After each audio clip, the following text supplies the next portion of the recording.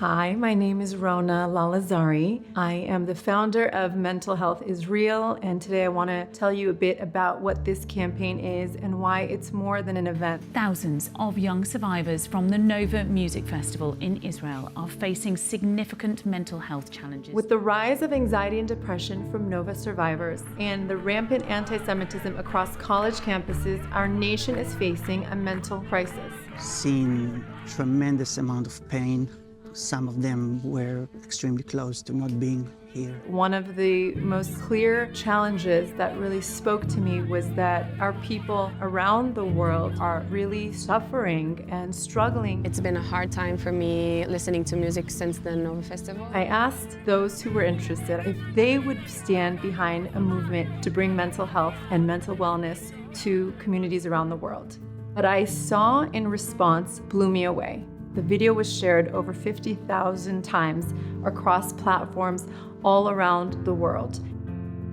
What I heard was the crying of our people, saying that we are not okay, we are not well, and we need something like this. The event on May 30th is the launch of a series going globally with two profound speakers. One is Dennis Prager, who is a world-renowned talk show host, author. He's written books upon books. The second speaker addresses more matters of the soul and the spirit. Rabbi Mannis Friedman is an incredible philosopher. He is a Jewish guru on all that is spiritual. So how can you be a part of what we're doing? First, come to our event May 30th. Purchase a ticket, get friends and family to join. Second, be a sponsor of this initiative and help us take this globally. Both links can be found in my bio. Let Am Yisrael know they are not alone. Let us stand together and show the world mental health is real. Be a part of our movement. Can't wait to see you there.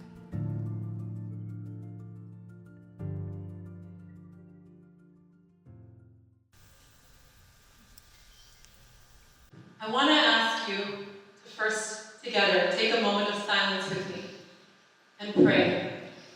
In whichever way, whichever modality of prayer you subscribe to, let us gather our collective energy and pour out to the heavens. Call forward our God and pray for our people suffering. Let us pray for each other in this room, going through pain. Our mothers in Israel awaiting their hostage children's return. Our sisters waiting for their husbands to come home from active duty. Our brothers awaiting their mothers, their children, waiting their parents, all who lost their loved ones along the way. Let us take a moment to pray for them and for us all.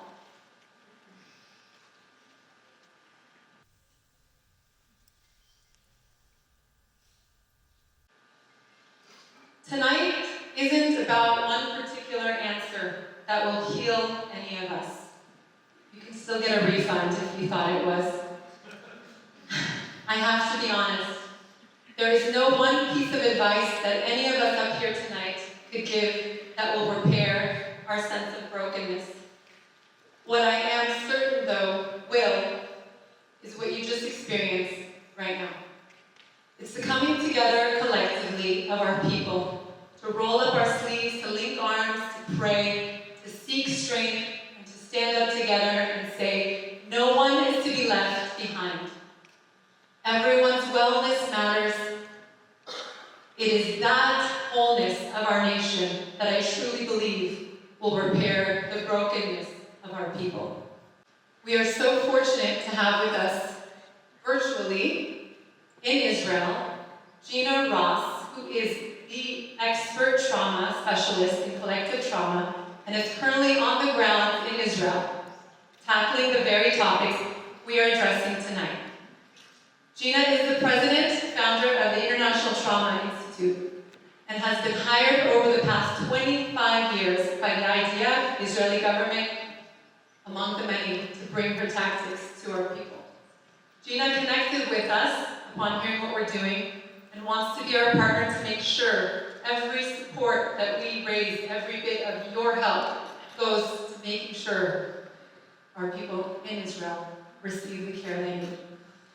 So right now, for example, the requests for our trainings have doubled and tripled. I've introduced the technique about 25 years ago in Israel, But the most important thing right now is not only to heal trauma, but to prevent trauma.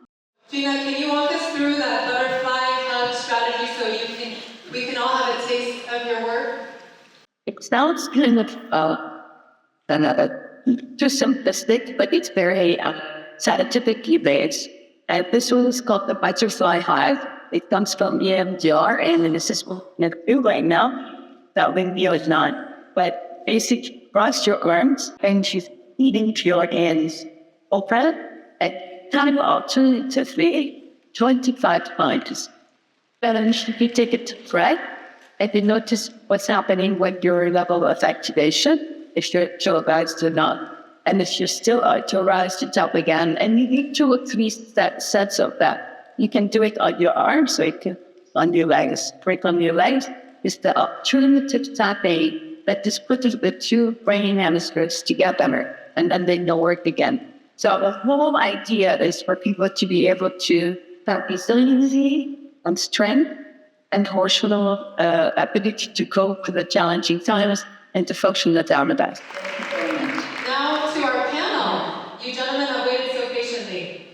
Please join us on the stage, Dennis Prager and Rabbi Friedman.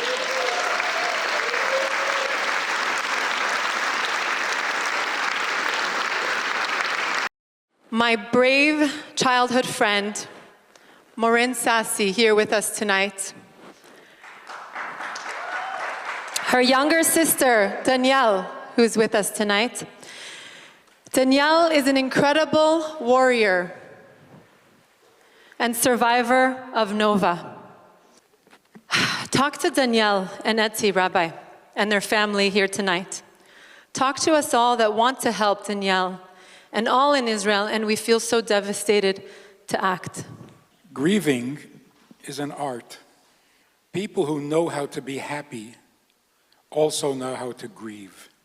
And a full, healthy human being is happy when there's reason to be and grieve when there's reason to grieve. The thing we have to be careful about is that grieving does not discourage us. The best single way that I find to fight despair, since that is a big part of tonight's program, is to fight.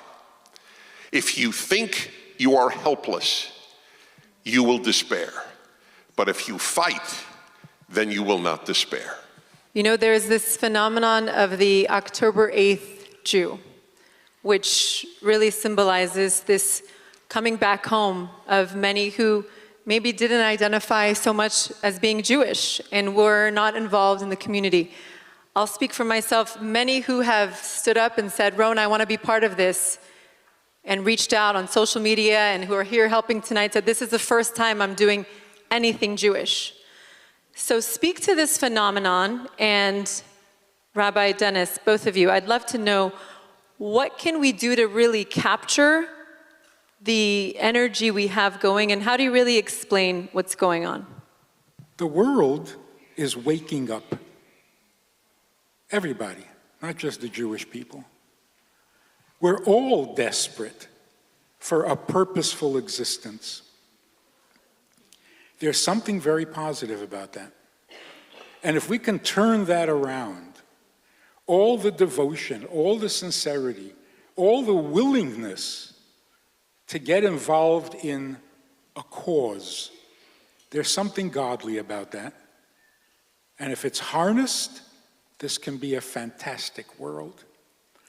I want to set some context because I hear so often a comparison of now to the time of the Holocaust. And I would love to know both your opinions on, is this a fair comparison? And on that note, in the same token, when they were asking at that time, where's God? How are we to answer that in such a time as this?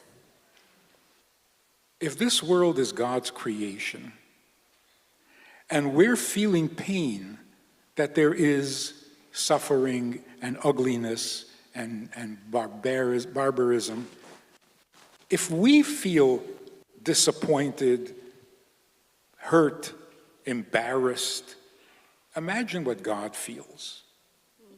It's like we come to God and say, God, this is very painful. He says, you're telling me? Those are my children. Very nice of you to be sympathetic, but those are my children. Even when the Egyptians were drowning in the sea and the angels wanted to sing their daily songs, God said, how could you sing?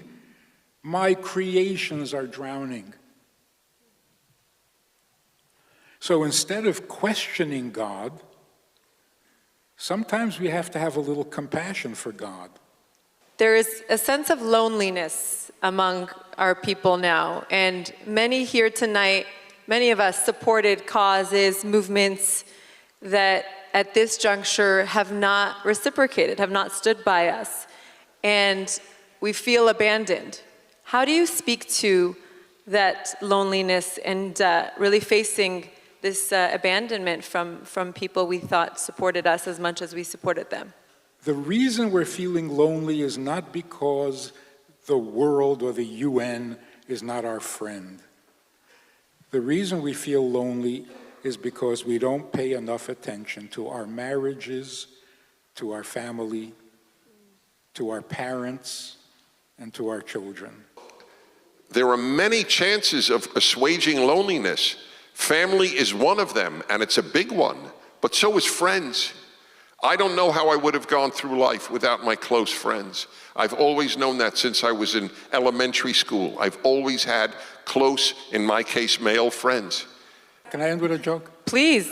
We're talking about the secret to longevity. There was a chassid in Crown Heights who lived to be 106. And when they asked him what is his trick, he said he always says l'chaim on 96% alcohol. When he was 100, he came down with pneumonia. And he asked the doctor, what's pneumonia? The doctor said, water on the lungs. He said, I knew that 4% was going to kill me. You guys knew this was coming. We started with a moment of silence. I want to end with a moment of action. I want you to take out these postcards we have. Everyone's got one. There's a QR code. God bless technology once again. Pull out your phones. First thing I want you to do is follow Mental Health IsReal campaign on Instagram. And I want you next to be generous. We want to allow everyone across the world to feel what you felt tonight. Our people are in need. I have spent the last month hearing the cries. If I showed you how many text messages from random strangers, Rona, bring this to our community. We need this. We need to know we're not alone. We need to know we're together. Let us bring this experience and these resources to Jewish communities around the world, and ultimately with an army behind us to Israel to help Gina and her peers do the work that God needs us to do in Israel. Take a moment. Be a big pillar of a strength for us to achieve this mission. I want to do a few thank yous, and I want to do something pretty phenomenal. If you were a volunteer for this event, I want you to stand up. Please. I can't list everyone's name. If you helped in any capacity, I want you to stand. No, way more than that. Way more than that. Way more than that. You guys are being humble and shy. Keep standing if this is the first time we met tonight, you and I. Yeah. Almost, I would say 99% of the volunteers I have never met. And we've been spending the past month organizing this event. I say this to our Nova survivors. I want you to stand. Our survivors here tonight, our soldiers here tonight. Please stand so we can show you our love. I want you, our soldiers, choir, please, I want you to stand. Choir parents who dedicated his whole existence to help our survivors. Our soldiers, I want you guys to know my love. I want you to look around. We are your